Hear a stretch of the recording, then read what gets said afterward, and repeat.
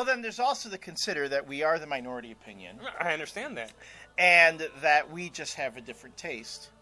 And that, let's face it, society right now, there's a different sort of hunger out there for something different. And that's the way the trend is right now.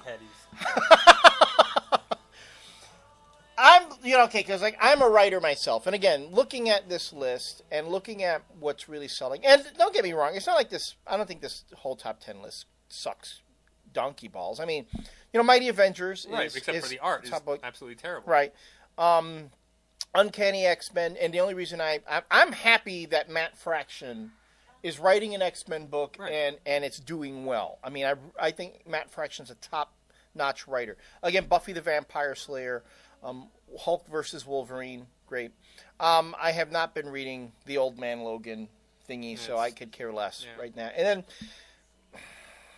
then I'm surprised. Ultimatum, folks. Ultimatum number 3 is in the top. It's number 5. Here's another book that how long did it take for this book to come out? It was supposed to come out in October or November. And then bam, that book it cracks top 5 right there. Mm-hmm. But anyway, so it makes me think as a writer, because I'm in the middle of a project right now. Mm-hmm. And it makes me wonder, I'm going, what the heck do people want? What do you want in a comic book? They want something that doesn't stimulate them at all intellectually, first of all. But then, or creatively, because the art on most of this stuff is awful anyway, too. Okay, and then if you do something... Like, as I'm saying, I'm writing this project right now, and it's an interesting concept that I'm struggling with. And, and I think I found the balance for it. But I'm going to tell you right now, I know it's not going to sell. It's not going to sell these kind of numbers, right? Because I'm not going to write it like this. Right. And then it made me think about, remember in the Extras Christmas special, mm-hmm. where Andy had to decide whether he wanted to be a movie star or just a respected artist, mm-hmm. Doing great, work that he could be proud of, but it wasn't like for the masses, and makes you sit and you wonder, wow, because that's kind of what the creators on these books have to decide. Do they want to do something that everybody's going to read and be successful and just basically, as you say, placate the masses and make a living doing it, or do other stuff that you can say, wow, this is really good work and I'm happy with it, and it might be intellectual or intellectually stimulating, as you say, but it's just not going to fly with the general populace. And maybe that's one of the reasons why Jeff Loeb and Brian Michael Bendis have taken a turn for the worst. Because their stuff actually used to be kind of engaging, and they used to tell really good stories. And I wrote that on one of the comments, like, you know what? I never said that they were awful writers, because I thoroughly liked their stuff in the beginning. Mm-hmm. They did some really great stuff, mm-hmm. but lately they're just the worst writers out there currently, and they don't have any of that creativity anymore. And I think that's kind of what you were just saying. Right. You're just placating people and trying to get as many people as possible on the thing and just dumbing it down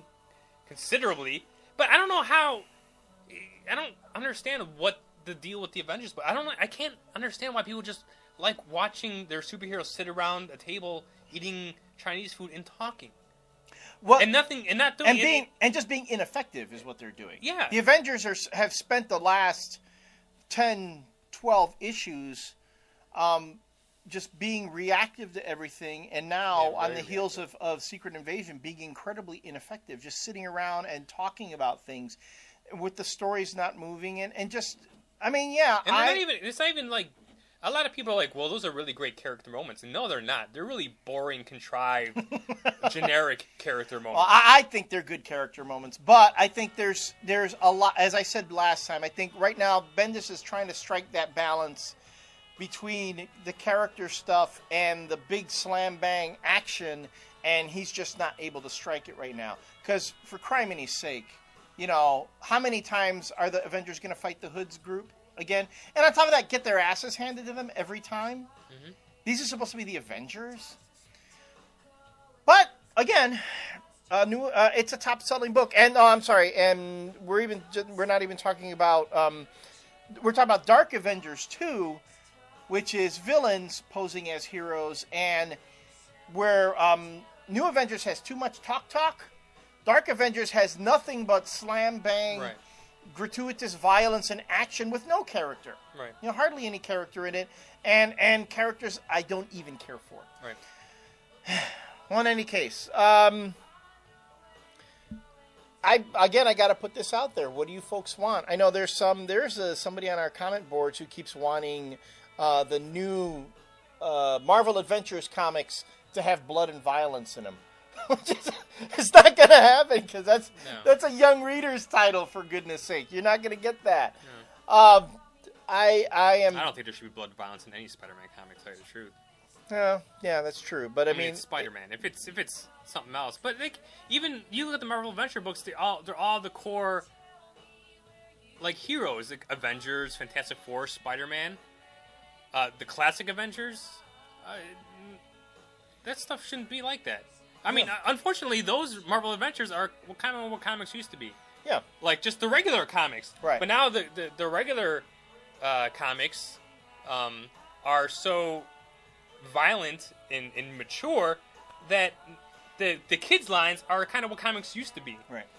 Well, the comic books as we know them, what we're reading now, this is really being written for us. It's being written for the fanboys and the ones who've been reading comics for a long time. They're not being written for the new readers, and I myself love comics. I try to introduce, and I've talked about this in the past, I try to introduce younger readers, kids, my nieces and nephews to comics, and I've got to be really selective about what I show them. But in either case, you know, we've been down this road before.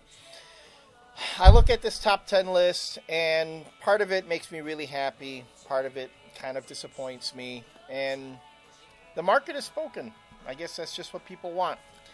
We're the minority opinion, I know it, but at least we're in America, and the minority gets to speak.